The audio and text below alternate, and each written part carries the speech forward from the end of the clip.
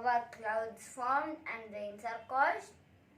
So today I am going to tell you how are clouds formed and rains are caused. So in the lakes, rivers and ponds, the water gets evaporated by the heat of the sun, and the tiny droplets of water comes together and forms a cloud. This process is called condensation. And when the cloud becomes too heavy, it leaves the water and falls on the earth like a rain. And this process is called precipitation. And the water again comes to the lakes and get evaporated, condensation and precipitated.